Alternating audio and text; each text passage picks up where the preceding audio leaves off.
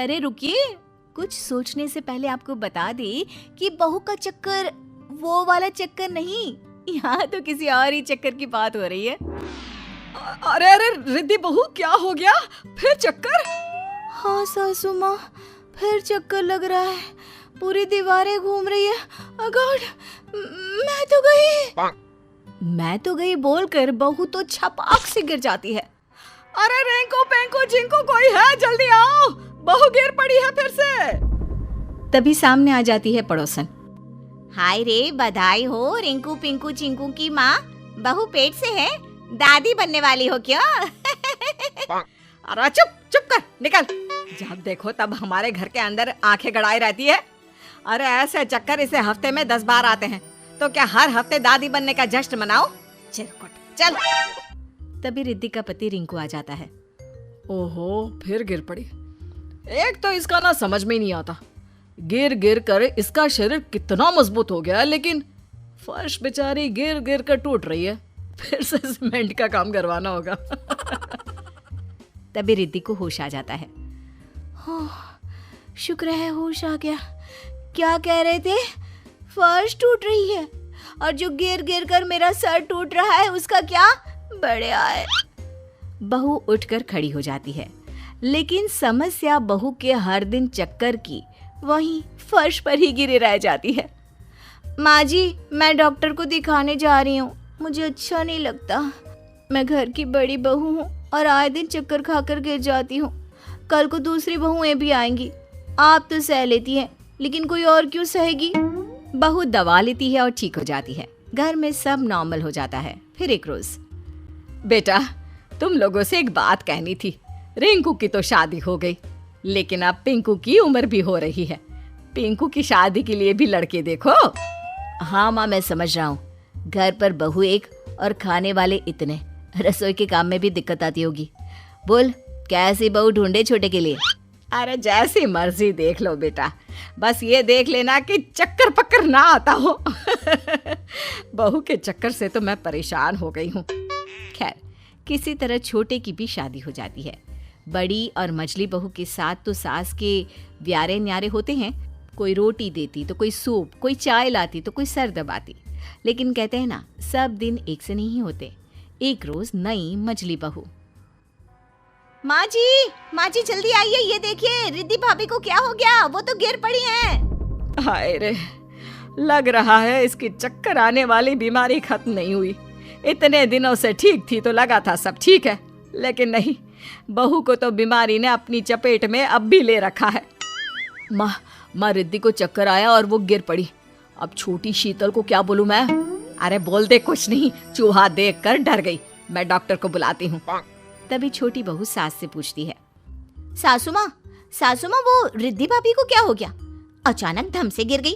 अभी तो मैं सुबह का खाना बनाकर हटी हूँ, शाम की उनकी बारी थी, अब वो अचानक से बीमार हो गई। तभी छोटी बहू की माँ आती है। अरे क्या हो गया बड़ी बहू को? लगता है सास का प्रेशर है, बेचारी सह नहीं पा रही है। अरे क्या प्रेशर है? कोई प्रेशर नहीं है। वो तो बहू को बीमारी थी, हम लोगों को शादी से पहले बताया नहीं उसकी माँ ने। देखिए, आपकी बेटी को भी कोई बीमारी शिमारी हो ना तो बता दीजिए। वो क्या है ना, अब हिम्मत नहीं रही बहुओं के नखरे उठाने की। अरे उन्होंने आपको नहीं बताया तो कम से कम आप हम लोगों को तो बता देती। अब ये बताओ कि इतने सारे लोगों का काम क्या मेरी बेटी अकेले करेगी दोनों वक्त का? चल बेटी मायके। चल बेटी, अरे स्कूल में दाखिला नहीं कराया है बेटी का, शादी की है, ससुराल है, यहाँ से ऐसे लेकर नहीं जा सकते अपनी बेटी को। अरे तो क्या करूं, बेटी को रोटी बनाने की मशीन बनाकर यहीं छोड़ जाओ? भरा पूरा परिवार, सास बुढ़िया जेठानी को चक्कर की बीमारी, ना जी ना। चल बिटिया। छोटी का पति कहता है, अरे कैसी बात कर रही है सासू माँ, अभी तो शादी हुई है हमारी, इतनी जल्दी बीवी को लेकर क्यों जा रही हैं? तो क्या करे मेरी अम्मा, मेरे साथ रसोई में कौन काम करेगा? ना जी ना, मेरे बस की नहीं है। छोटी बहू तो माँ के साथ निकल जाती है। अब रह जाती है बड़ी बहू। बड़ी बहू को जब होश आता है तो वो देखती है कि सभी उसके आसपास खड़े होते हैं। क्या हो गया? सब ठीक तो है ना? हाँ हाँ, घर खराब करके पूछ रही है सब ठीक तो है ना? अरे हो क्या जाता है तुझे? क्यों नहीं दिखा देती डॉक्टर को? अरे भाभी, ये ऐसी बीमारी थी तो शादी नहीं करनी चाहिए थी ना आपको भाई से। आपकी हालत देखकर मेरी बीवी भी चली गई। चली गई?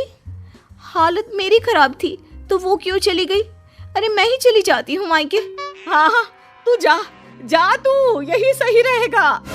भाभी, आप आए दिन बेड पर रहेंगी, फिर वो कैसे घर का सारा काम अकेली करेगी? इसीलिए उसकी माँ उसे ले गई। ओह, ये बात है। मेरी बीमारी के कारण आप लोग परेशान हो ना। वैसे मैं अभी का खाना तो जल्द से बना देती हूँ, सुबह चली जाऊंगी मायके।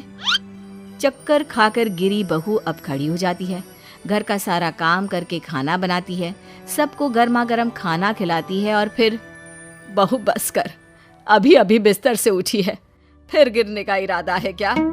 हाँ रिद्धि, रहने दो, इतना काम मत करो। अरे नहीं नहीं, मैं नहीं तो कौन करेगा? देवरानी को तो आए कुछ दिन ही हुए थे, लेकिन मैं ही तो सबका ध्यान रख रही थी। चाहे जो भी हो, तबीयत कितनी भी खराब रही हो मेरी, लेकिन आज एक बात तो समझ गई कि ये बोलकर बहू चुप हो जाती है। सास को समझ में आ जाता है कि वो क्या कहना चाहती है, लेकिन सास कुछ भी नहीं कहती। अगले रोज रिद्धि बहू अपना सामान पैक करके मायके के लिए निकल रही होती है कि सास कहती है, रुक जा रिद्धि, तू कहीं नहीं जाएगी, ये तेरा घर है। पर माँ, ये ऐसे ही बीमार पड़ी रहेंगी तो कौन इनकी सेवा करेगा? मेरी बीवी घर देखेगी या फिर भाभी को? नाना, इन्हें तो जाना ही होगा। अरे ठीक है ना, अगर परिवार की मुश्किलों में जो साथ नहीं खड़ा हो सकता, ऐसी बहू हम लोगों को नहीं चाहिए बेटा। तू एक काम कर, अपनी बीवी के साथ कहीं और शिफ्ट हो जा। मेरी रिद्धि बहू तो मेरे साथ ही रहेगी। सास के फैसले को देखकर रिद्धि खुश हो जाती है।